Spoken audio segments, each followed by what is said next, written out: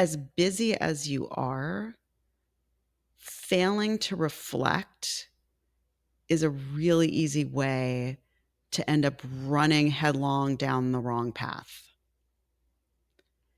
And taking the time to reflect is probably one of the most important things that you can do to ensure true success.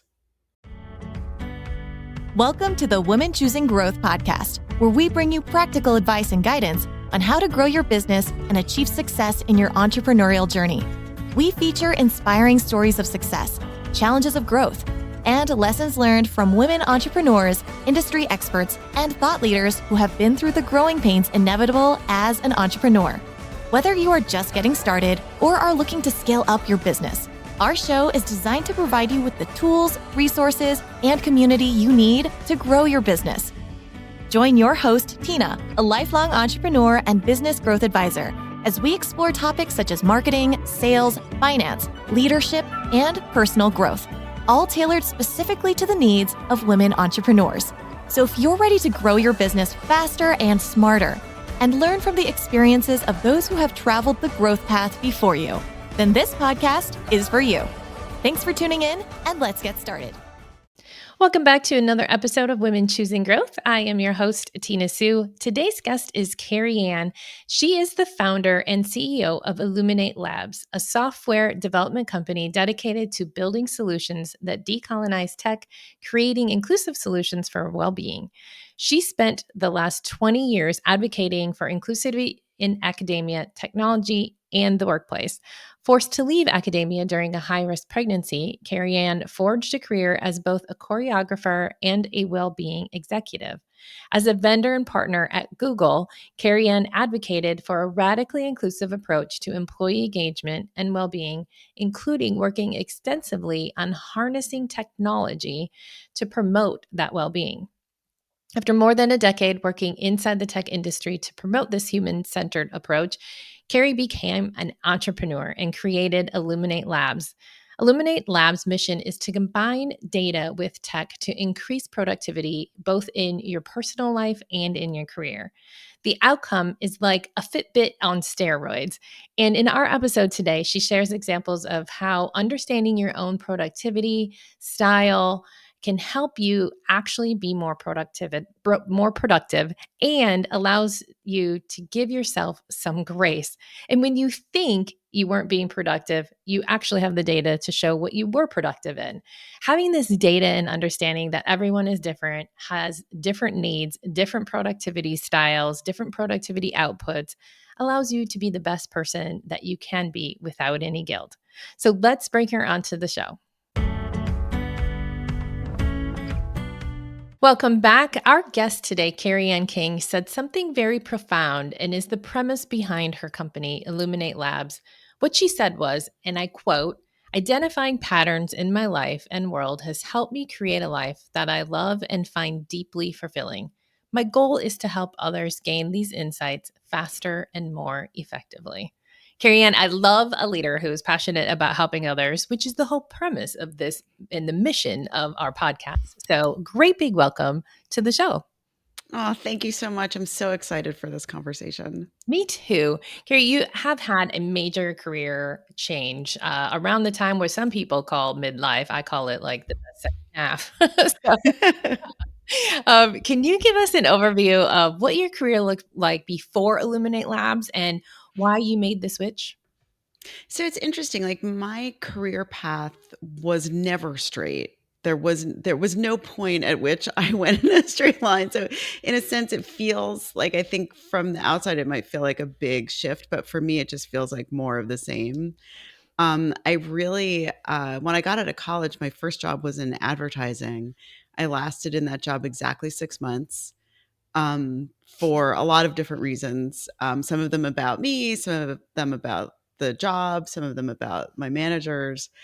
But I basically went on this very winding journey as a young adult where I went to graduate school and then I fell in love and then I started a family and felt like giving birth to a dissertation.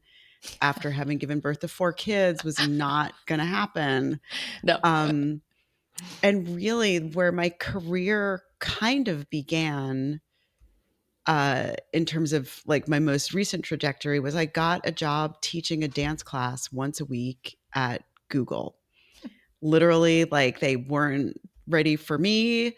I had to move all the chairs in a conference room to teach my class and then put them all back. In fact, I started treating moving the furniture as our warm-up section because There you go. there was so much furniture to move. It's like, okay, well, this is Work activity. smarter. Yeah. Exactly.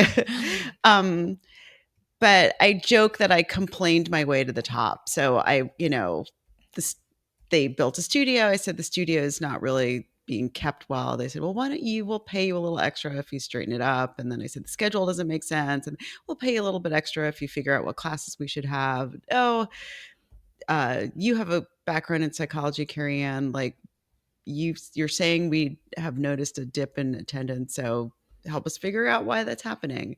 So I really, and then I ended up being the director of community by the time I left there. Wow. And really, the next section was about serendipity. I got a job as the director of employee engagement at a small biopharma company. Um, I had been with Exos at Google for 11 years, and it was a big shift for me. And I didn't really know much about the pharmaceutical industry, but what I learned is that if they don't have drugs that are patented and are making money, they lay a bunch of people off. Hmm. And I got to be one of those lucky. I mean, it felt, I joked with a friend of mine, like, if this is what getting laid off is like, I'm all for it. This is great. Like, they're paying me to leave, and I was like, usually that's not the case. But if you have some severance, that might make it easier. yeah, and like the super generous severance and bonuses, and like it was like, okay, like, so I kind of looked around at what I felt was important about the world, about my life, what kind of an impact I wanted to have, and for me, the best way to have that impact was to start my own organization, because I feel really strongly that we need to, if we don't want technology to continue to extract value from us without our consent, we have to start building the organizations that are going to have a different business model. So that was really my goal. We've got a lot of different areas that we're interested in, avenues, lines of business that we're exploring. But really, the foundational mission is that the tech industry is largely built on highly extractive business models, and we need to shift and change the way we do business in tech if we're going to make it human centered, if we're going to make it not exploitative, if we're going to make it safe and beneficial to people rather than harmful. That all sounds wonderful. Can you elaborate a little bit more on Illuminate and what is it that because you have a team now? Yeah, share a little bit about what you do. So, Illuminate Labs really kind of grew out of a couple of things. One was this desire to start some sort of a new organization. And then really, I had a friend who, right before I got laid off from my job, he got laid off from Google. And he had an idea for a productivity app based on his own experience of managing his neurodivergence at work. And it was, he is a software engineer. It turned out that, the entrepreneurial life wasn't really for him, which I completely understand. Sure. But I decided to continue with the organization. So I work with 2 developers in Africa, one in Ghana and one in Rwanda, and I have a designer who's out in Washington State. It's been so delightful, fascinating, interesting to build this team. I'm, not to sound too like business, but I'm very bullish on Africa and innovation in Africa. There's a ton of talent Mm-hmm. that is untapped, um, and real eagerness to innovate and be creative. And I think frequently when we're particularly small organizations are looking for the kind of technical help that I was looking for, they'll go to like a Fiverr or an Upwork, and then suddenly you're like in, there's this flood of information. There's scammers or so it can make offshoring feel very intimidating. But Mm-hmm. what's been great for me is that my co-founder had contacts in Ghana. So we were able to launch the process as really just an interview process, not hired guns or through an app, but really by meeting people, networking. So, I've got these really fun work relationships with people in Africa, which is super exciting. And I'm really like, I think, we should all be looking from a tech perspective at the talent in Africa because it's there and there people there are ready to go and they're excited to work with us and um, learn and teach. Mm-hmm. So it's been great. Uh, and we've got a few revenue streams that we're working through. One is app development, one is software and web development consulting, and then the third line is kind of productivity consulting in general, focused on helping managers understand how to work with people who are neurodivergent. So Yes. um, all also built around the idea that business does not need to be exploitative to be sustainable, which I think is a really important thing, particularly in tech, for us to focus on. Let's dive into that because your big mission is to combine tech and science with productivity, right? Is that Yeah, that's what our debut app really is about. How can I put this? Let me. I'll start with a personal story, and that'll there you kind of go. like help us understand what it. So, I was years ago when my kids were little.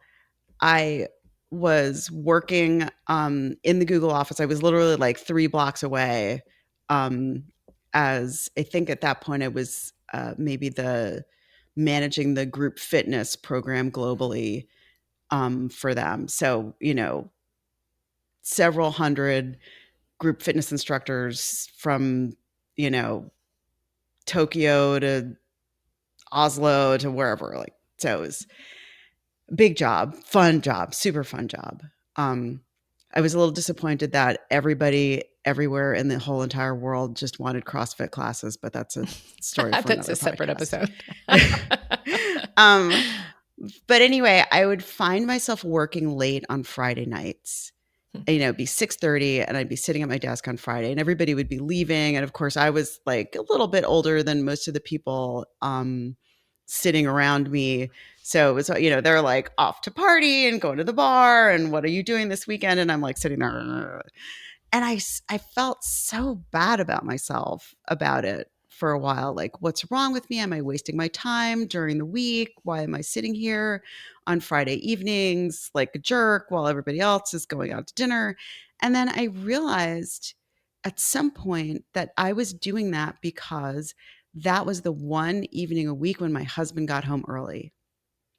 So I knew on Fridays that my kids were taken care of, dinner was going to be taken care of. I didn't have to be worried about who was doing homework and who was getting to their oboe lesson. And it was clear time for me to really focus. Mhm. And once I understood that, I was able to stop the negative self-talk about working late on Fridays and say to myself, this is my time. I was able to have a conversation with my husband and say, babe, this is really productive time for me. Can, are you okay with our Friday nights not being like fun, relaxing time, but me knuckling down and getting some stuff done time? And it really like, so it turned into like him texting me like photos, like, look, everybody's, watching the Nutcracker video and you stay, keep going. We've got you. Like, so it really, having that insight into my own productivity style and needs at the time really decreased my anxiety and my guilt and allowed for a whole conversation with my partner, like even in terms of work, like if people said, had questions about why I was at work at 6:30 on a Friday, I could say, look, this is my time. I leave Mhm. at 5, 3 days a week to do stuff with my kids. This is my day to do that long. So it just, Mhm. and realizing how long it took me to figure that out was like part of my inspiration.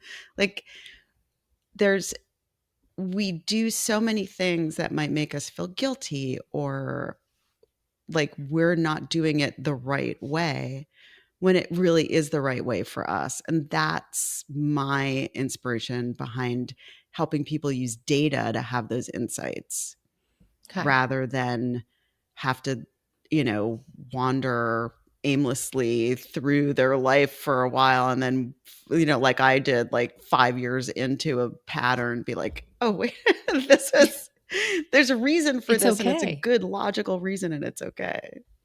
Yes. So I can see that, right? The pressures of just like in your example, but so many other places, right? Where it's like, oh, you should or shouldn't be doing X or Y. And like you work 9 to 5. Like, why are you working only on weekends? Or even in personal life, not even in your, day-to-day work life. Like, why are you doing this? And a lot of that is outside thoughts, right? But then we feel guilty because the neighbor isn't doing the same, or whatever. So when you talk about, obviously helping other people not have to go through 5 years of guilt to go like, actually, it's okay. It's okay to work a Friday night. Um, so how do people use data in order to kind of give themselves permission to on different productivity styles? Like where do you begin? So I think this is, there's a couple of things. I think at baseline, I think we all need to have a better understanding of the fact that all of those extractive business practices that I'm talking about in terms of like the tech industry, kind of using our data, just like mining us as, Mhm. rather than providing service for us that we then pay It's for Alexa's kind of fault. thing. She's constantly listening. Exactly. She's I don't listening, even your have an phone is Alexa. listening.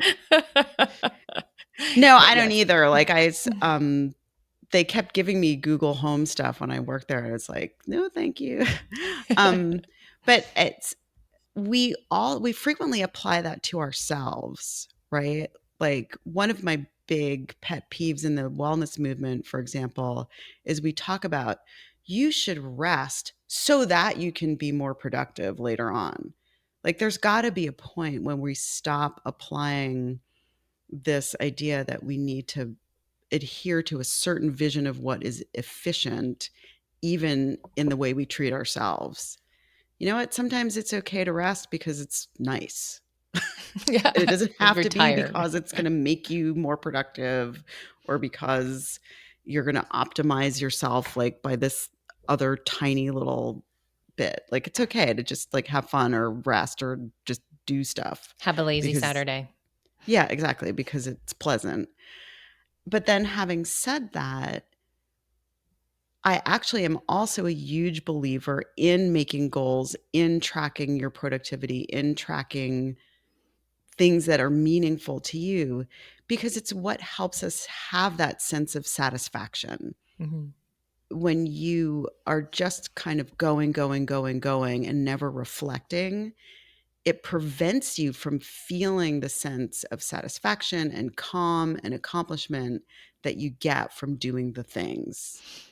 Um, so I'm a huge believer in finding a way to journal whatever it is, right? I have a couple of different things that I like to do, a couple of different like there's this brand called Pocketto that has these quarterly paper journals, a nice notebook, fun colors. Love those because it's the journaling aspect of it is very straightforward and simple. It's just very simple questions. It doesn't turn into homework. You know, Right. like you have to journal for, a half an hour every day when you feel like that's not uh, what you want to be doing. Mm. But then I'm also a huge fan of like just finding ways that leverage technology to do that tracking kind of in the background of your life as much as possible. Um, because I think it does allow you to have those insights, right? Like uh, sleep was a big one for me when Fitbit started tracking sleep in a more interesting, more accurate way. I really realized after years of being like, I am a terrible sleeper. Oh my goodness. Like, what's wrong with me? Why didn't I have to do this? I have to do that. Like, I actually sleep pretty well. And, the things that disrupt my sleep are things that you would like not be surprised by, right? Go out to Yep. dinner, have, more glasses of wine than I normally would have. I probably don't sleep that well, My right? heart rate goes up because I also have data when I sleep, and I know that for a fact. If I have alcohol, my heart rate is not the same as when I don't. So yeah. Exactly. So it allows you having that piece of data allows you to make a decision Hmm. rather than just continuing to do or not do something because it somewhere in your head it feels like it's the right thing or what everybody else is doing or what everybody says you should do, right? Like I look at my phone right before bed. It's fine for me. It does not prevent me from sleeping. Alcohol does. Um I you know like that, Hmm. so it allows me to make an informed decision about myself rather than just using all of the flood of information and recommendations and ideas and crazy theories and whatever that comes at you. If you know about yourself, it Hmm. allows you to make decisions that work for you and be able to confirm why you made that decision for yourself. Literally just had this conversation and didn't realize it last night with my husband. I was saying that I actually needed some extra time for the podcast. I'm like, I'm behind, right? And so he's like, well, we watch too much TV. You should, instead of watching TV in the evening, you should be, maybe you should be working on your podcast. And I said, I can't. I said, I literally have done that. And anytime that I work right before bed, my brain doesn't shut off in time, and then I'm up till 1 a.m. I played this whole thing out for him. I said, then I'm up till 1 a.m. tossing and turning. Then I get mad and go take a melatonin. And then in the morning, I'm not productive because melatonin hits me like nothing. And then, I mean, like crazy. Yeah. And then I'm groggy until 10 a.m. And I literally played out the whole scenario for him. I said, so I actually have to watch something mindless for at least an hour, hour and a half before I go to bed, because then my brain isn't thinking about work or the thing, whatever. Right. So I'm like, I actually need that mindless time. I'm not watching anything important, but I know that I need that in order to sleep so that I am refreshed in the morning and can go hit the next day. So that's like, I feel like that's exactly what you're saying. Like other people are like, oh my God, she watches TV for an hour every night. Like, yeah, I do because I sleep really, really well. Exactly. And that's the thing is like being able to make that self-observation is like really important. And I think not everyone has your confidence in their own self-observations, and, it helps them to be able to say, like, "Oh, like, I really see in this graph Mm-hmm. the difference that X or Y or Z makes." I had a similar insight recently. I've been sick, which disrupted my workout schedule, and I usually try to do a half an hour or so of cardio in the morning. And what I realized is that I concentrate better during the day if I've had that half an hour of cardio in the morning. Mm-hmm. And I had never really made that observation, but because I track my routines and my consistency with my routines, I feel like I was able to bring that to awareness in a way that I might not have if if I didn't have the data. Mm-hmm. Yeah. And the only reason I know like this thing about myself is because I'm older. I've had many years, just like you said, like I want to help people realize that stuff earlier because I've done that for so many years, worked right up, especially when the kids were little. I put the kids to bed and then worked. And then I was up till 1:32 working, got 5 hours of sleep, constantly tired. Um, so yeah, I didn't know it always. Well, and I think there's also like part of the joy of, I think I know from listening to other podcasts of yours that, I think I'm like 3 or 4 years older than you, like mid-50s. And I think there's one of the joys of aging is finding that sense of confidence that Mhm. comes with having accomplished whatever you've accomplished, right? Like raising a family, having a career, having an impact in your community, getting really good at a hobby, like whatever it is that there is a way that, particularly I think for women, that this period in our lives can feel very like, I've got this. Like I Mhm. really know who I am. Uh, but I do wish there are things that I had known when I was 35 that I know now at Oh, 55. yeah. When we all say that.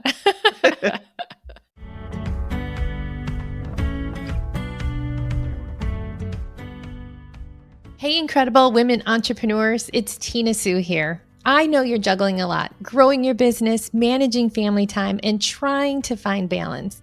Deep down, you know you're capable of so much more.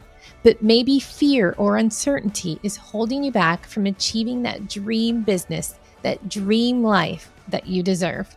That's why I created the Dream Big, Plan Bigger guide, a game changer for your business growth. This isn't just another goal setting document, it's your personal roadmap to achieving the impossible.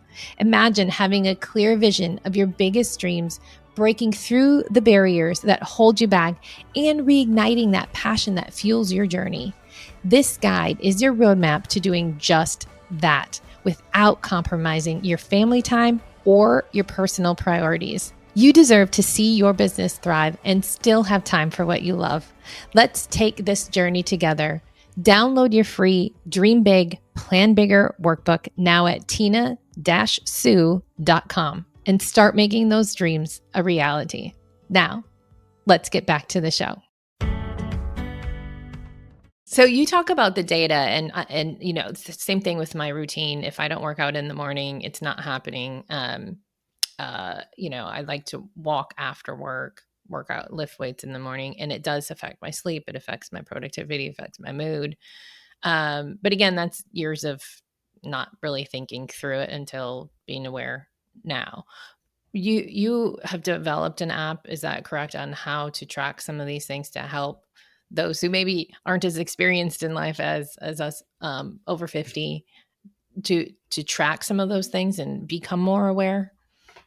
Yeah, so that's so Fin Positive Productivity, our app, is actually kind of the outgrowth of my friend Jason's kind of initial tracking method that he had based on his experience with his neurodivergence. and then kind of incorporates some of my experience both as a project manager, and also I was un- until I started having babies, I was getting a PhD in clinical psychology. So like my clinical background, and really focused on helping people do two things. One is, in particular, see that they've done stuff, because I think that's something that people, particularly people, this is going to sound like a funny way to group people, but I think people who are neurodivergent, and I think also women, sometimes have trouble kind of being like, oh, I did a whole bunch of stuff today. I Sure. accomplished a lot, Yeah. and I can look at what I accomplished and feel good that I did enough today. So That's so that's true. Driven women are, because we have 120 million things on the list for today, and we did, 100. But we look at the ones we didn't do typically instead of the 100 we did accomplish. exactly. Yeah. So really trying to help people like to have that vision, but then also help them start to understand the patterns in the way they do things, the have a feedback loop that allows them to learn when they've been more productive and when they haven't. So I kind of the shorthand for it is it's Fitbit for your tasks. It Mm. separates your tasks and your routines. It tracks them. It gives you daily insights about how you did the day before in terms of what you got done, how you were feeling about the things that you got done. It tracks your consistency with any routines that you want to do. Like for me, working out is one of those routines. One of my routines is listen to a new song every day. Mm. That, Okay. so I personally really like to build in things in my routines that are like that.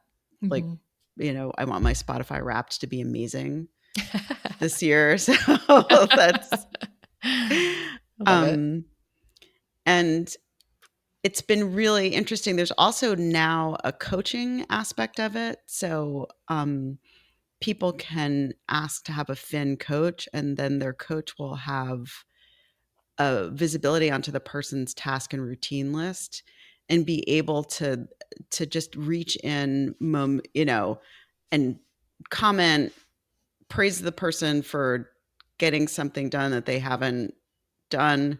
Mm. I can tell you right now, returning library books and Amazon packages and cleaning out closets are the things that none of y'all want to do. Like those things, they stay on your list forever unless we discuss it. That's funny.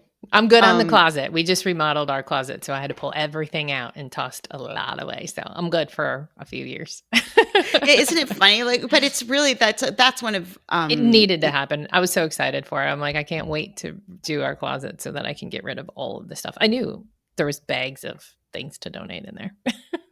yeah, exactly. But it's one of those, that's a very typical example from a coaching perspective of something like people put stuff like that on their to-do list all the time. Clean out the garage, clean out the closet, uh, uh, plan a trip or whatever, and they put it down as one thing on their to-do list, Mm, and that's a project.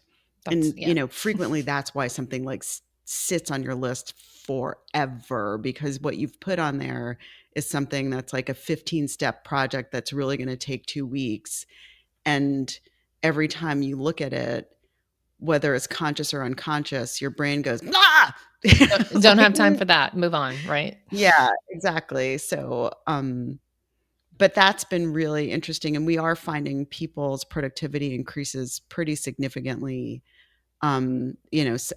We've got, up to an eightfold increase in a person's, like, the number of things a person is getting done, um, after receiving coaching. So it's really, it's been a really interesting journey, like, figuring out how to combine giving the person a visual of their data, see, using some coaching to kind of tweak the like say, like poke the person and say, you did this thing 40 days in a row. That's amazing. You Hmm. started out never doing it, and now you've done it 40 days in a row. And giving the person that feedback helps create kind of a virtuous circle of like, oh, I did it 40 days in a row. I'm going to do number 41. Yeah. Like the support system. Yeah, Hmm. exactly. And the accountability, right? Because that's another big thing. I would imagine that, taking your closet as an example, part of the reason it got done is a web of accountability got built around it. We're going to remodel the closet. It's probably, if nothing else, the materials are going to have to be purchased. You have to collaborate with your partner, the carpenter, whoever, to make That's it. why it got done. Yeah, because there Yeah. was somebody showing up to to start construction on it. So Right. And then it had to be done. it just becomes a de facto form of accountability, right? Yeah. But it was It, scheduled on purpose on the day that it was scheduled because I knew that I had, that it worked within the schedule. So I purposely scheduled it so that I would get it done. Yeah. exactly. So I think that that's true of everything, right? The more um, we can build kind of natural, non-punitive accountability into things that we want to do on a regular basis or want to get done, the easier it is to do it. Hmm. Um, very, there are people I think who have kind of an internal accountability mechanism. Sometimes it's actually can be a kind of a negative one, right? It can be punitive, and like the person might get a lot done, but they're not necessarily doing that in a joyful way or feeling Sure. like I feel good about myself because I got it done. It's more like if I don't get this done, you know, my primitive, punitive superego is going to come and make me feel horrible. So I'm just going to do until I drop. Um, but those kinds of natural webs of accountability are terrific for helping you get stuff done and it feeling natural and happy. And Hmm. like my husband and I were talking about this, about walking the dog this morning, because he has to get up very early to walk the dog, but it's joyful for him, right? He likes doing it, so he doesn't mind that he gets up a half an hour earlier. So he gets up at 5:30, but he likes walking in our neighborhood and seeing the people who are also the The other other dog 10 people walkers. who are at Yeah, 5:30. exactly. Yeah. Um, so uh, I understand that the app is, and even with the support and the coaching, really helps identify those things that you are getting done. They in positive reinforcement in that. I'd imagine by tracking activity, productivity, you also see where you're not being productive in your day, um, which can be, I imagine you could beat yourself up over that as an individual, or you could use that as a positive and say, like, oh, I realized that I actually have this lull between 1 and 2 o'clock where I'm not really doing anything productive, or I slow down, and then use that data to realign your schedule, or at least be aware. Am I understanding that correct? Yeah, absolutely. And I think that's really important for all of us. However, whatever method you use to understand your cycles of productivity, Mm-hmm. like just making the observations, like me with my working late on Fridays, I also had to think about like, what am I doing during the week? And some of it was just like stuff that was unavoidable. Um, kid stuff, cooking dinner, getting groceries, whatever. But then I realized that part of it was also my job was very visible, and like it was part of my role was to represent the fitness programming just kind of in the building. And I spent a lot of my days building relationships. Mm. And that was important. It Yeah. wasn't useless, but Yeah. it wasn't building PowerPoints or spreadsheets. Yeah. It's hard to identify that. What'd you do in the last 45 minutes? Like, well, I was talking to Sally. But, it's like, how do you put that on a checklist type of thing? Exactly, but when you bring awareness to it, like Mm-hmm. let's use Sally as the example. Like for me, my Sally would have been like the person who's an admin whose team needs to have some team building stuff, and the fitness team offers a whole bunch of team building stuff that we could tailor to accommodate her team. Yep. So that 45 minutes with Sally hearing about the employee engagement challenges on her team and how she wishes she could do X and Y and Z to do some team building, and me saying, oh, well, that was that was an impromptu sales call, not just like me chit chatting Yeah. for It was a 45 minutes. So casual, I yeah, think, a subliminal sales call. yeah, exactly. And that's like, there's also ways of understanding, like, is your downtime like a thing you need for transition? There was just an Mhm. article in the New York Times about people with ADHD, their symptoms. There was a study that was done recently where people's symptoms for ADHD were ameliorated by the fact of being busy.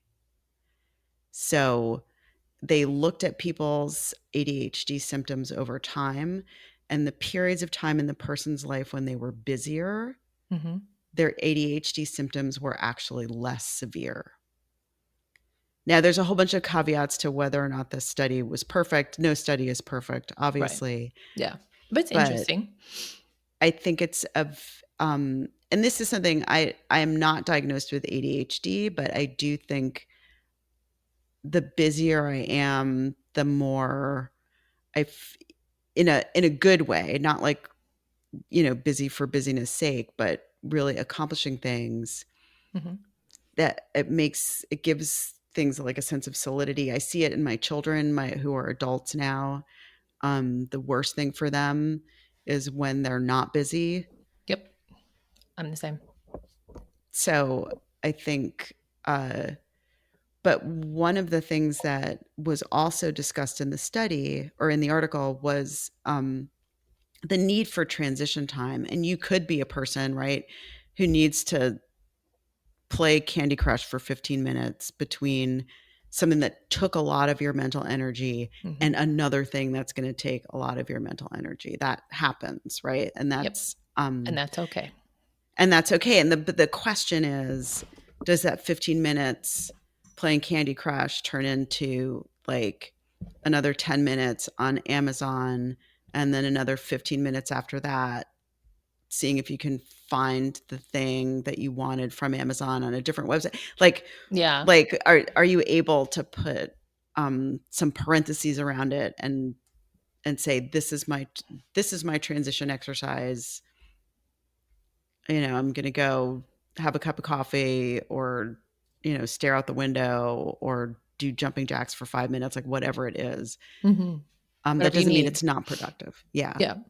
Yep. So I'm going to ask the question that I know I'm thinking, and I bet you a lot of our very driven women who are listening are thinking as well. Like, this sounds wonderful to have the data, to understand my habits, my productivity, like my list of accomplishments. That's all great. But people who are moving very fast are also like, how the heck am I, like, is this app, or if they weren't using the app, am I supposed to write down every 15 minutes of what I'm doing? Because that sounds like another thing I have to do. So how do you Exactly. get all the data without, oh my gosh, I forgot to log in the last hour? Or how does that work, whether they use the app or they're a paper person and they want to track it on paper, whatever. Like, it just feels like another thing I have to do. So I think the um I would say a couple of things. First of all, like the thing about the app, so the app is pretty simple. You just write your to-do list in it, you check things off. We don't have anything that times your day to day, but we'll give you data like Wednesdays are your best day. You you added the most things on a Monday, you finished the most things on a Thursday, like just kind of those kinds of general Okay. things. I I would also say do time limited tracking. I was having this discussion with a friend of mine who we both worked in the fitness industry together a few years ago. And we both found this with our training clients. If you tell someone to track their food, usually at a certain point, they've internalized by using the tracking, it allows them to internalize their reality in a way that you don't necessarily have to feel burdened by the tracking moving forward, right? Mm-hmm. I think anybody who's done any kind of well uh, regulated food tracking of their own Yeah. realizes that eventually you realize, like, if I eat pasta six I'm nights going in a over my row, macros. Yeah. yeah, it has an impact on if body composition is my goal Yeah. and I eat pasta 5 days a week, it's going to show on my scale on the sixth day, right? So it helps you, doing the tracking even for a limited time will help you internalize what you need The to do. patterns.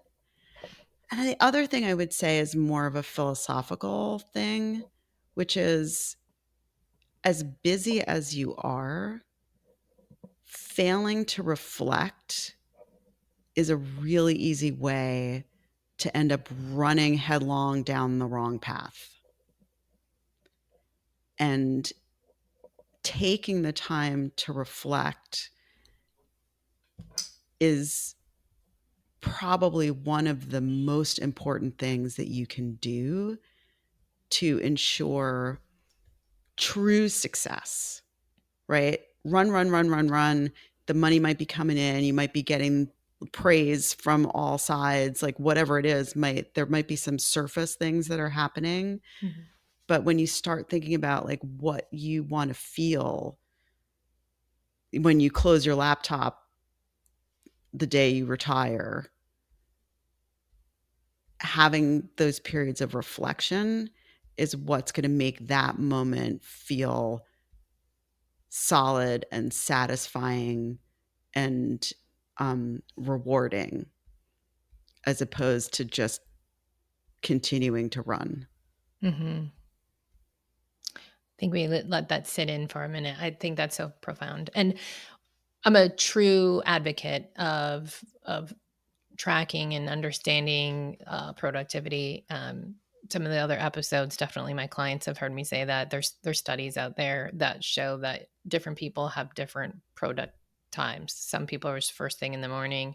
Mine, not mine is actually where most people fail, or not fail, but flail is the word I was looking for. Like between like 1 and 3 in the afternoon. That's when I am most productive. And some people are like, oh my gosh, that's when I have my caffeine crash or whatever. But and it has to do with habits from back in the day and like the way that my work schedule was and and the pressure of like forgot to eat at work, but I have to be home by 5. And so it was that last minute, like I only have 4 hours to go.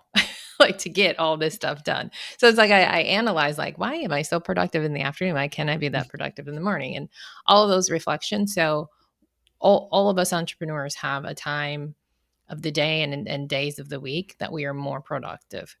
And I think this app and just like the awareness that we're talking about today can really help that, because then you can do your the day that you're putting your head down for working on your business and not in it, around those, once you understand when those days and times are, right? So if, 100%. if you're drained by 4 o'clock, you don't want to be having a Zoom meeting that requires a lot of strategy and thinking, like schedule those things in the morning. But if you're not aware of that, this is a perfect opportunity to get that data so that you can understand when these things are best for you in your work and personal life. Exactly. And I feel like that's, I know that that's a message of yours. Like you have to work on the business, not just in the business. And that's so important. And it's so hard, especially if you're a solopreneur, to like Yeah. let that in. And I would say that there's a personal development component of that as well. You have to give yourself space and permission to take time to reflect. And that's like the personal equivalent of working on the business instead of in the business. Mm-hmm. The personal side, work on yourself and not just work to get work done in your personal life. Yeah. Yeah, exactly. I love it. So where can people find the app and follow you if they want more information, if they like, she's right, I need to start tracking this stuff. So the website is eluminatelabs.com. That's Illuminate with an E and one L. And the app is called Fin Positive Productivity. It's in the App Store. It's in the Play Store. The app right now is free because we're still in the development process. So we're constantly releasing new features. In fact, we're about to release a feature that's in-app chat. So you can like chat with your coach about a particular item on your list, just quickly go back and forth about how to get it done. So I'm super excited about releasing that. I'm on Facebook. I'm on Instagram as Eluminate Labs. And I'm on LinkedIn as Kerry Ann King. And yeah, no, that's how to find me. And I'd love to hear from people. I'm just super excited and interested in how people get things done and, how we can help people. I love it. Sounds like now's the time to grab the app while it's free. Get used to it. Get some data in there. I'll put all those links in the show notes as well so that it's an easy click away. Awesome. I appreciate all the sharing. And it's making me think today of I'm pretty good at understanding a good chunk of my productivity, but there's definitely gaps. And I'm going to be checking out the app so that I can track those non-productive times throughout the week, personally and professionally. Appreciate you. Awesome. Oh, thank you so much. This has been great. I hope you enjoyed today's episode. Please be sure to hit subscribe on your favorite podcast platform so you never miss an episode. The Women Choosing Growth Show is not just another podcast. It's a tribe of women helping each other grow. So please share this podcast with all the women entrepreneurs that you would love to see succeed.